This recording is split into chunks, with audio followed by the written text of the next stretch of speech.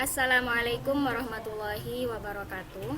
Perkenalkan, nama saya Usatun Hasanah dari Prodi PAI semester 5B. Di sini saya akan menjelaskan tentang kawasan teknologi pembelajaran untuk memenuhi mata kuliah teknologi pembelajaran.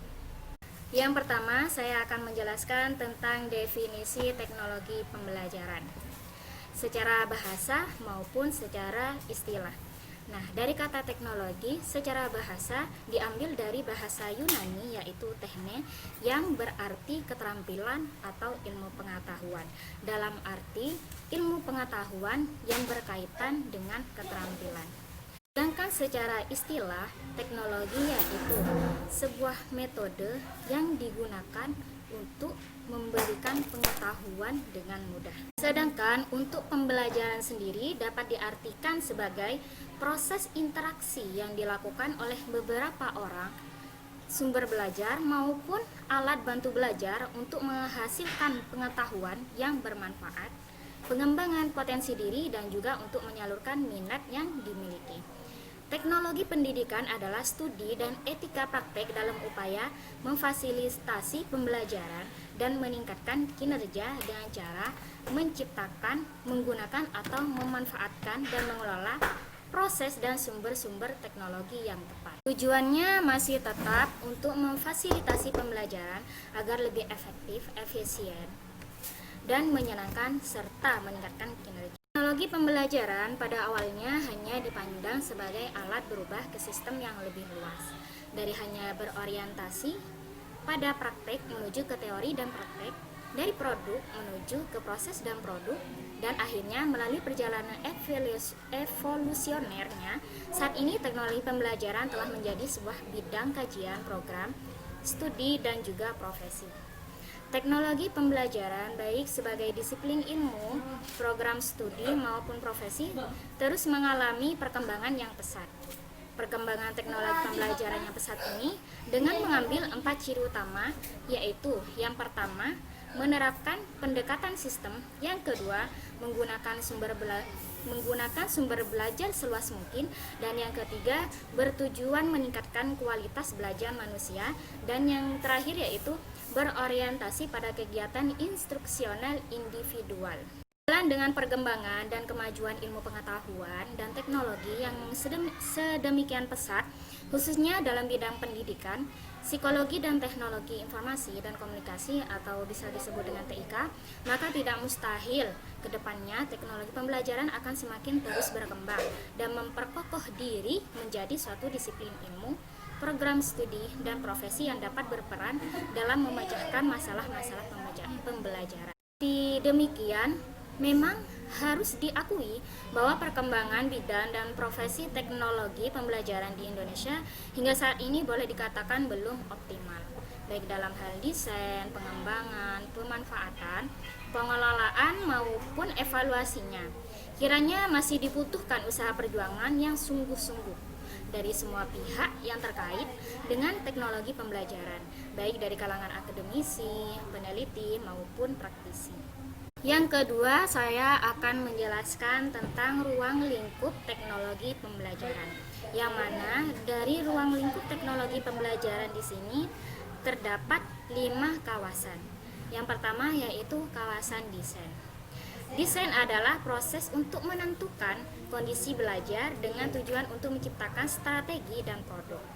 Kawasan desain bermula dari gerakan psikologi pembelajaran yang diilhami pemikiran tentang teori pembelajaran berprogram atau programmed instruction. Kawasan desain paling tidak meliputi 4 cakupan utama dari teori dan praktek, yaitu desain sistem pembelajaran, desain pesan, strategi pembelajaran, dan juga karakteristik pembelajaran. Kedua, yaitu kawasan pengembangan. Pengembangan adalah proses penerjemahan spesifikasi desain ke dalam bentuk fisik. Di dalamnya meliputi teknologi cetak, teknologi audiovisual, teknologi berbasis komputer, dan teknologi terpadu. Kawasan pengembangan ini berakar pada produksi media. Melalui proses yang bertahun-tahun, perubahan dalam kemampuan media ini berakibat pada perubahan wawasan. dalam kawasan pengembangan terdapat keterkaitan yang kompleks antara teknologi dan teori yang mendorong pengembangan terjadi. Di dalam kawasan pengembangan terdapat keterkaitan yang kompleks antara teknologi dan teori yang mendorong terhadap desain pesan maupun strategi pembelajarannya. Pada dasarnya, kawasan pengembangan terjadi karena pesan yang didorong oleh isi atau strategi pembelajaran yang didorong oleh teori, manifestasi fisik dari teknologi, perangkat keras, perangkat lunak, dan juga bahan pembelajaran. Ketiga yaitu kawasan pemanfaatan. Pemanfaatan adalah aktivitas menggunakan proses dan sumber untuk belajar. Fungsi pemanfaatan sangat penting karena membicarakan kaitan antara pembelajar dengan bahan atau sistem pembelajaran. Fungsi pemanfaatan sangat penting karena membicarakan kaitan antara peserta didik dengan bahan belajar atau sistem pembelajaran. Mereka yang terlibat dalam pemanfaatan mempunyai tanggung jawab untuk mencocokkan peserta didik dengan bahan belajar dan aktivitas yang spesifik, menyiapkan peserta didik agar dapat berinteraksi dengan bahan belajar dan aktivitas yang dipilih. Kawasan pemanfaatan mungkin merupakan kawasan teknologi pembelajaran yang tertua, mendahului kawasan desain dan produksi media pembelajaran yang sistematis. Yang keempat yaitu kawasan pengelolaan. Pengelolaan meliputi pengendalian teknologi pembelajaran melalui perencanaan, pengorganisasian, pengkoordinasian, dan juga supervisi. Kawasan pengelolaan bermula dari administrasi pusat media, membuahkan pusat dan ahli media sekolah. Kelima yaitu kawasan penilaian. Penilaian dalam pengertian yang paling luas adalah aktivitas manusia sehari-hari.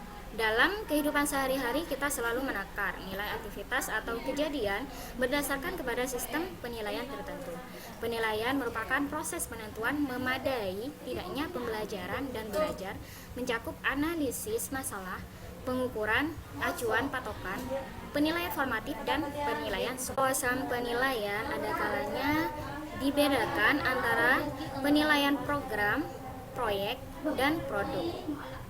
Penilaian program merupakan evaluasi yang menaksir kegiatan pendidikan yang memberikan pelayanan secara berkesinambungan dan sering terlibat dalam penyusunan kurikulum. Penilaian proyek yaitu evaluasi untuk menaksir kegiatan yang dibiayai secara khusus guna melakukan suatu tugas tertentu dalam suatu kurun waktu. Penilaian bahan atau produk pembelajaran merupakan evaluasi yang menaksir kebaikan atau manfaat isi yang menyangkut benda-benda fisik, termasuk buku, pedoman, kurikulum, film, pita rekaman, dan produk pembelajaran lain.